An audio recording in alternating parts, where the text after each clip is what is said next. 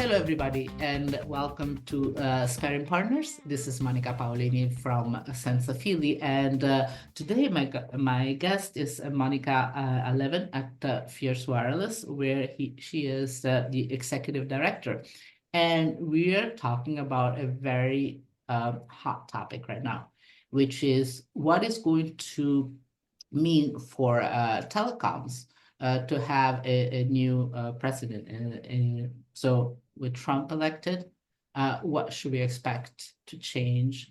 And it's still early days, so we don't know for sure, but we're going to be speculating a bit and see what we think. So, Monica, why don't you tell us what is that you do at Fierce Wireless? I'm sure pretty much everybody knows who you are, but tell us.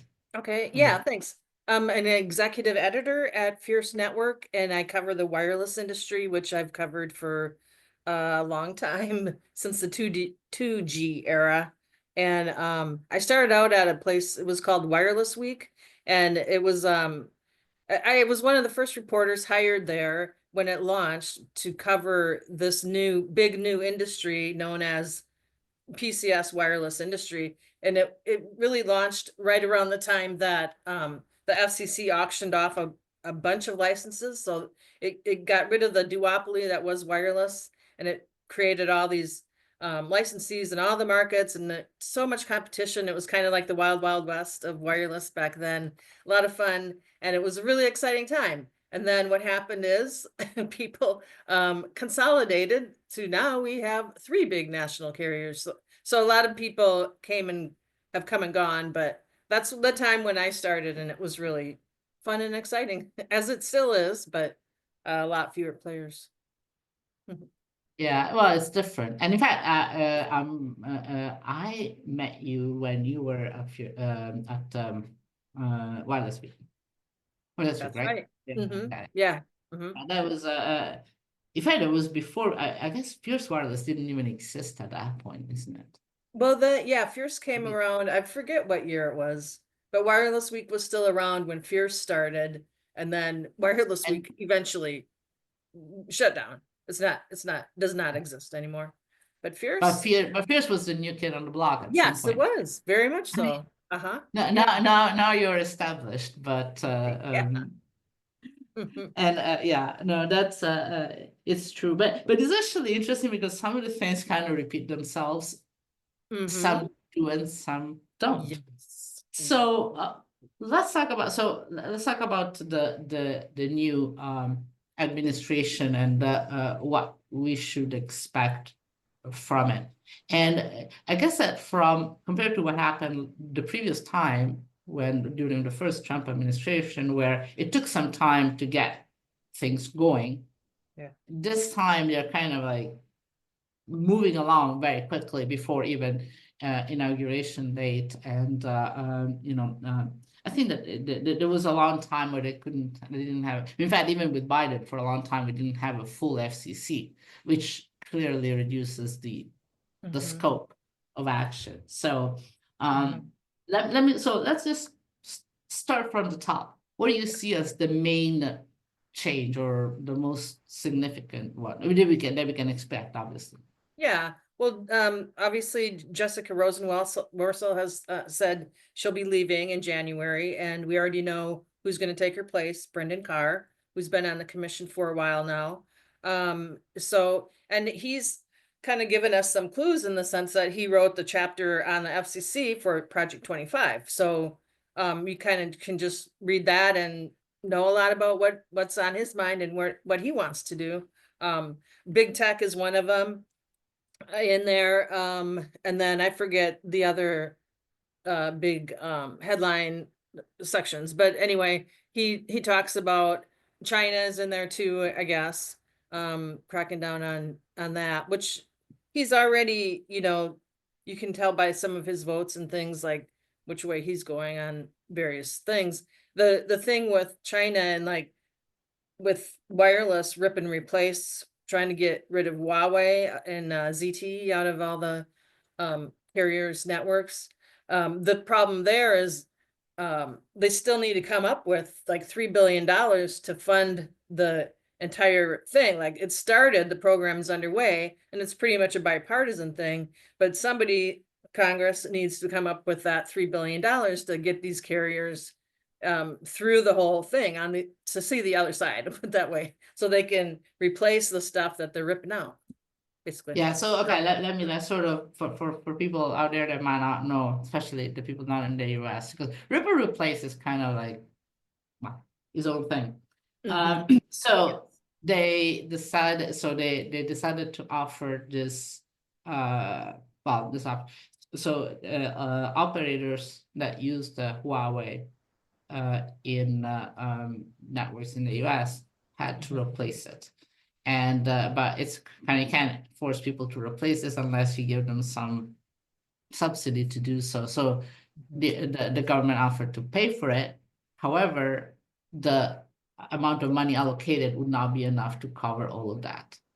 And so there is like whatever 3 million, whatever, that is still needed. And they have not approved it. This is now not going on, it's been for like a couple of years or something like It's that. been a long time, yeah. And there are these smaller operators out there. I've talked to some of them where, they don't know, they don't have the funds to replace everything in their network. And then if one thing goes down, they're kind of in a very difficult spot because they don't have, something to replace that Huawei thing that went down. So, yeah, it's a tough situation for these smaller operators, and they just Well, the need the thing is funding. that they had to start doing it, but they didn't know how much money they would eventually get, right? Yeah. So it was a really weird situation, for a difficult situation, because as I said, these companies, they don't have cash. They're not sitting on piles of cash. I mean, nobody is, but especially Yes. these wireless ISPs do not. So they would start replacing, because a lot of the cost is actually dismantling the network. Mm-hmm. It's huge amount of cost. And actually what I learned, I mean, an odd thing is that they could not even send the equipment they no longer needed to, like, say, emerging countries where they could actually have used it, Mm-hmm. because you had to destroy it. That's Yeah. actually expensive. They would have to pay for it. And so they use their money from the government to do that, but then they would not have money to build a new network. So it's a really odd situation where you don't have the old network, but you don't have a new one, can pay for it. Mm-hmm. So yeah. Uh, Yeah. well, let's hope that they actually solve it. Okay, so now what about you mentioned high tech? Yeah. Is it like the fair share related to this as That's well? part of it, I think. And I think we're still waiting to hear the whole story from Mr. Carr, exactly what it is. And you can look at his Twitter and find out some things, he is not hiding his thoughts on certain things. The question about big tech and what might happen there, we do know that he is thinking about rolling back. Well, they will roll back net neutrality, which then means, I think, for wireless carriers, they can be not worry about network slicing getting caught in all of that, which has been a fear um before he Yeah. left. But okay, so net neutrality, we sort of keep going back and forth. And in Europe, people sort of realize that there's actually not much of a point for it, regardless of where you Yeah, sit, because I it agree. doesn't seem Yes. to really achieve a whole lot. But in the US, did you ever see much of a difference with or without net neutrality?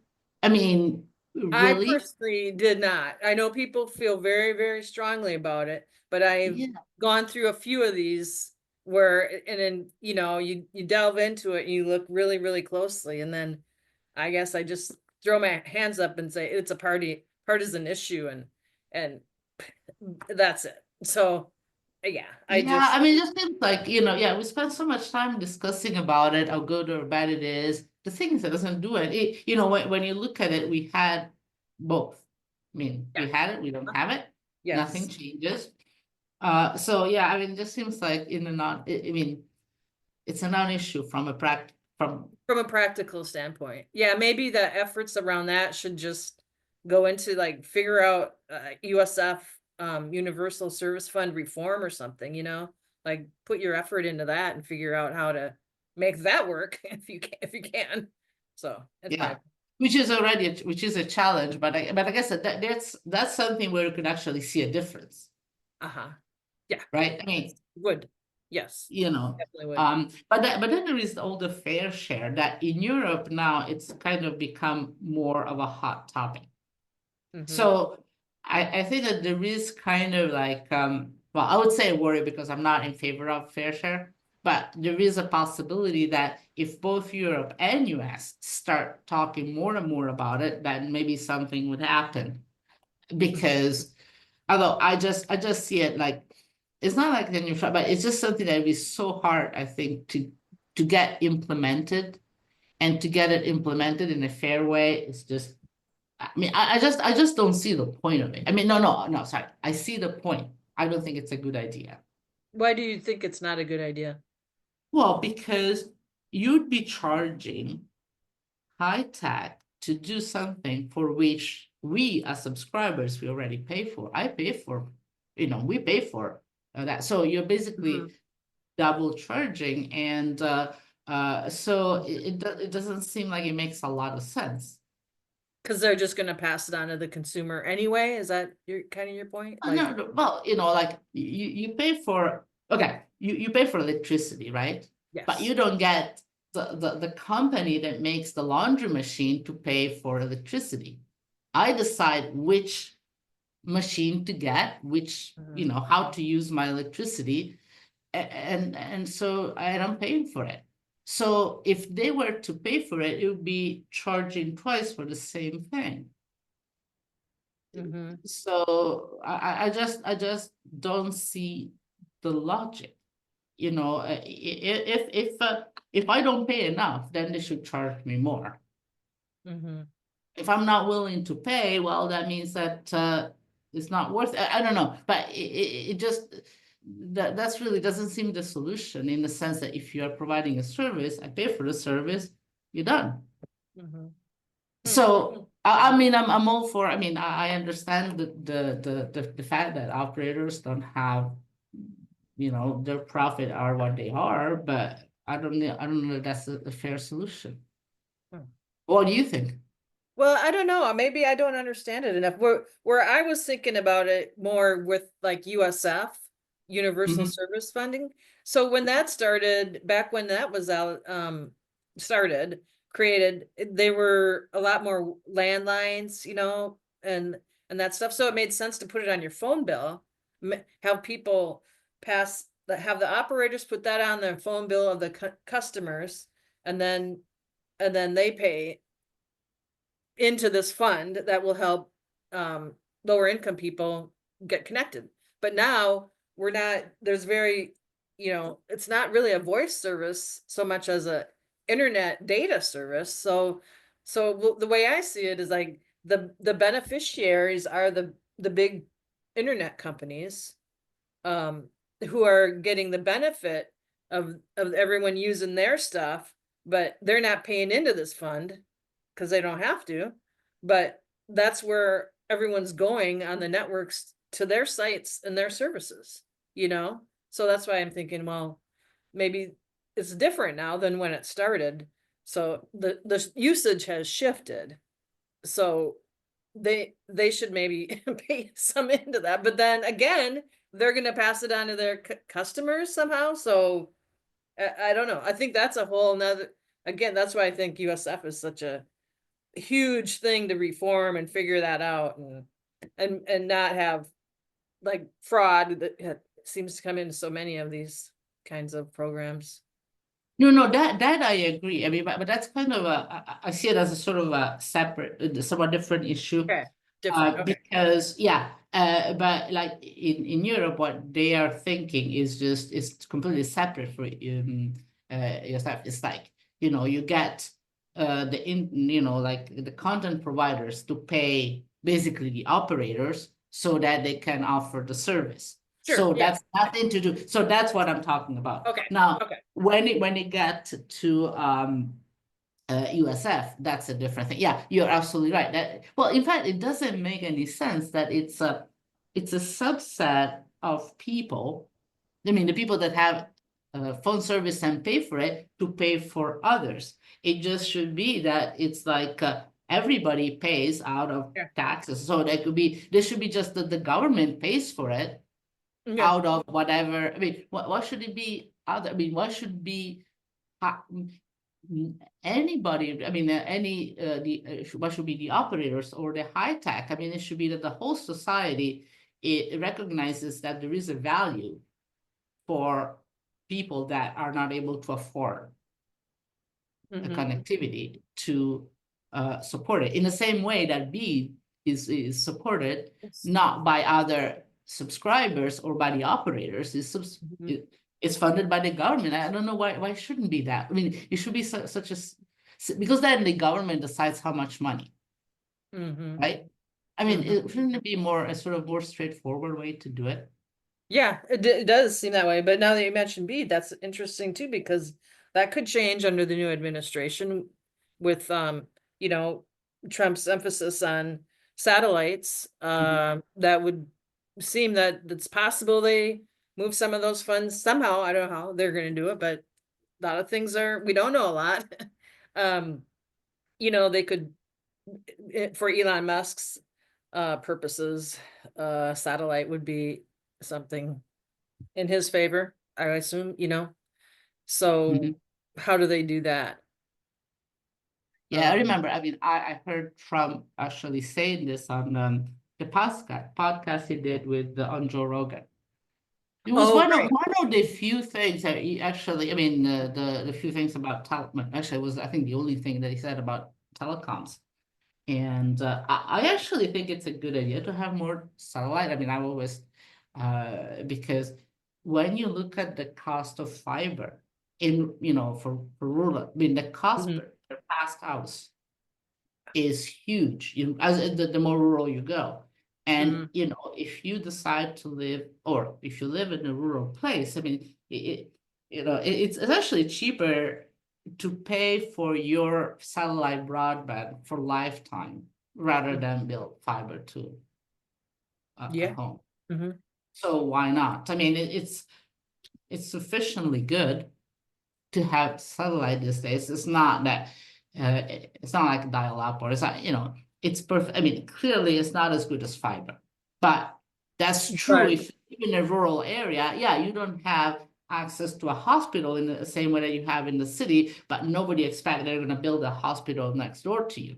You mhm. know, if you want to live in a if you live in a rural area or decide to live in a rural area, clearly there are some advantages. You don't have traffic, you don't have nobody living around you, but obviously you have some disadvantages.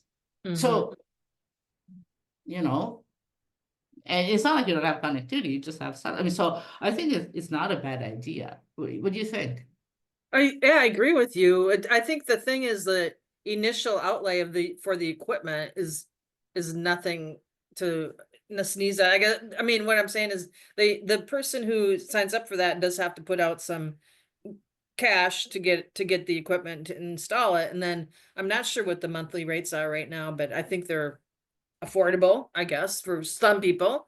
But yeah, I guess they're probably going to see a lot more of that the next few years. Yeah, but even if you have fiber, I mean, you know, the cost of actually getting fiber to your own home, Mhm. I mean, from wherever the fiber arrives, let's say to the Yeah, border of your property, that actually is expensive too. So, it is. That's true. But back to the satellite though, that kind of also relates to what's going to happen with Spectrum under the new regime, because there are a lot of things in front of the FCC where SpaceX is involved, and I am curious how some of that's going to play out, because it seems like there's a huge conflict of interest with Elon Musk. But then I guess he's in charge of a department that's not officially like government department, I guess, but he's gonna find efficiencies throughout the government and get rid of a lot of things. Um, but okay, back to the spectrum though. There are a lot of different things, including I was just reminded the other day of T-Mobile's and SpaceX want to launch their direct to satellite cell phone service. And they were talking about doing that before the end of this year, but they do need to get permission from the FCC. I think it's to use T-Mobile's PCS spectrum to do this service with involving the satellites. So so there's that. And the other thing is some other proceedings where SpaceX is saying, you know, we don't want terrestrial interfering with us and all this kind of stuff. And one thing that hasn't been talked about too much is the 12 gigahertz band, which Dish and now EchoStar, it has been in a big fight with SpaceX for, I don't know, a couple years or more over that band. And so they're still fighting. Now, the last thing I heard is EchoStar still wants to use that band for fixed wireless services or have that sanction, have that spectrum that Dish owns, now EchoStar, to be able to use their spectrum for fixed wireless terrestrial. And SpaceX is in there arguing like, no, if they do that, they'll interfere with us. So that's how that works out. And ultimately in SpaceX's favor, probably, I'm guessing, would be to the detriment of EchoStar. So there's that. And then see what they could be doing is make that Dish's spectrum in the 12 gigahertz more valuable if they are able to do fixed wireless access in that spectrum. That would make it more valuable, and they could, if they choose to, ultimately sell it for more money. Then Yeah. anyway, Well, I think that's a kind of a really overhanging issue is like the impact of Elon Musk, which doesn't yes. seem to have an official position, and Mhm. yet he might have a huge or no impact. I mean, we don't know that yet, Yes. but Yeah. clearly there is a worry that he's just going to, you know, it's not an ideological view. It's more like a personal, I mean, Yeah. a personal view due to the fact that he owns Starlink.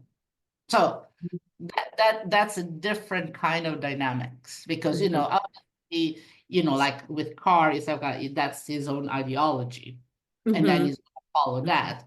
But then with Elon Musk has his own ideas, but he also has ownership and direct interests, and it's kind of you know that creates a whole set of different issues. Mhm. Yeah. Agreed. You know, Yeah. I don't, I mean, it's unclear how, you know, is that going to be, you know, because even with, you know, Carr may even be agree with some of the things that Elon Musk says, but that's a different thing from giving him Mhm. sort of undue advantage Mhm. compared to other companies. Yeah. But and then too, that raises the question of where if somehow Congress does reinstate the FCC's auction authority, where is the next bunch of spectrum going to come from for the wireless industry? Like the lower 3 gigahertz, we've written about that at Fierce, is occupied by the Department of Defense. And like people, my sources have told me that's they have a lot of clout in DC, and that's not surprising. I was kind of surprised when the DoD gave up anything. Well, they didn't give up anything, but they're sharing in the CBRS band, as we Yeah. and I both know that band Mhm. quite well. So yeah, so they're not going to give up spectrum in the lower 3 gig. Would they be forced to? Probably not. Or how? So that means they're going to be sharing. So how does that look? And I know they've been studying that for a while now and are supposed to continue studying for at least another year, I think. So that's But that's yeah that in itself, and I guess that's another podcast is you know yeah. the sharing in the US. Yes. So you know with CBRS we were at the forefront. However, not everything is perfect, so to say, Hmm. with Yes. CBRS. So clearly there is room for improvement. But how do you improve? I mean, which direction do you go? There are many ways to do it. And so I think that there is a question there. So yeah, you say, well, we can share spectrum, but how do you do that? Yeah, I think that that's a big open question yeah, uh, yeah, that there. is another podcast, but yeah, that is something I think they have to figure that out because there just isn't any unencumbered spectrum sitting around anywhere. I mean, you could do what they did with C-band and tell the satellite companies to move. You could do that with some other incumbents, I suppose. But that wasn't cheap either. So I don't know Yeah, where. well, and this is the AT&T that is asking to change some of the CBRS Yeah, spectrum. But yeah. that seems to me a little bit of a kind of like an odd request. Hmm. I mean, I don't know how much, I'm not a spectrum expert. I don't know how much of a history there is to that, but you might have to do this, but then if you do it, you have to pay for people moving out of the band. Hmm. Well, that would be really disruptive too for the existing CBRS industry. Like, I don't know how they would do it. I know I've talked to some people who just think it's uh, just crazy. Like they're, I don't know what, like they're questioning why AT&T would even put out that proposal, um but they're quite serious about it, and they talk about how it could be paid for, and you can see why where the wireless carriers would, they want to get all they can get in that 3 gigahertz band. But they're also talking about, like, that would solve their DoD problem, I suppose, if you take for them, put the CBRS down and lower a 3, Mhm. where they've already have experience handling the quote interference and signaling and all that, make it work smoothly. But then that's so disruptive to the people who are using it currently. I mean, that would put Yeah, them back a lot, yeah. you know. I mean, yeah, I have to say that, the whole proposal seems like who came up with that idea anyway? Right. Because it just Yeah. seems like you put a lot of effort and it's unlikely to go anywhere. So, I Yeah. don't know. But I mean, because obviously, mobile operators, I mean, it's that their job. They want to have as much spectrum as possible. It just in the same way that Wi-Fi vendors want to have as much as license as possible. And that's just Yeah. kind of like, I mean, and in fact, I think that in the US with all the 6 gigahertz being unlicensed, we are sort of in a relatively speaking, in a good shape in that sense. Hmm. So, um, Yeah, the Wi-Fi community is very, very stoked about that 6 gigahertz band, and putting that to use. And um Wi-Fi 7, that's got a lot of great improvements from what I hear. yeah, and that shouldn't be really affected by, that's kind of set. So, Yeah. that's not good. So I guess that the changes are going to be more like at the FCC level and if I might just have a comment here in general, ask you what you think about it. When you look at other countries, like the regulator tends to be more of a technical position that, so for instance, in the UK, Ofcom is my favorite regulator, right?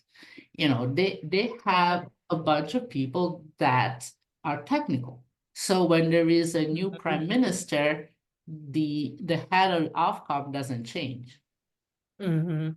I mean, and individuals might have different opinions, but for a lot of like telecom policy shouldn't really be partisan. In the US, it's really odd that, new president comes and the head of the FCC resigns and, Mhm. it happens regardless of, and it just seems like there's a lot of discontinuity. So last time with Biden, it took him, like what, a couple of years to get, more than Mhm. 2 years to nominate the Mhm. final, Yeah. so even within the party, I mean, why do we have to go through every 4 year, well, or wherever there is a new president? I mean, isn't that kind of odd? Don't you think? I guess yeah, it probably is to people from outside the US. I know that having covered the FCC for a while, that the people who the lifetime people, staffers, not the elected people, but are appointed, they take great pride in being, nonpartisan in their engineering, that's scientific and Yeah. engineering, and you don't need to be political with that stuff. And I think they take great pride in doing that and doing their job from administration to, party, this party, that party, I think. But you're right though.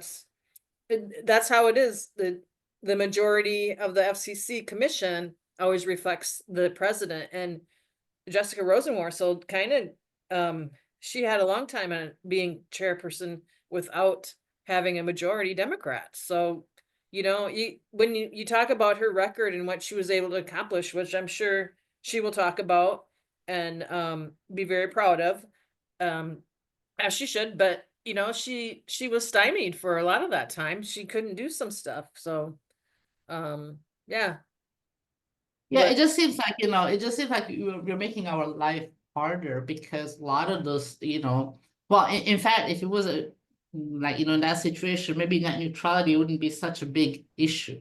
Because now every time there is a change, everybody's like, okay, we have to change it. Then you have to go through the whole discussion, which is the same discussion that we had for like the last, was it 15, 20 years? hmm It's the same discussion. So what should they do? Maybe just get rid of the commissioners? No, just have the commissioners to be whoever, sort of like more like I wouldn't say the Supreme Court because they're forever, but Mhm. you just have somebody that it's agreed by a bipartisan majority. It doesn't have to, but Mhm.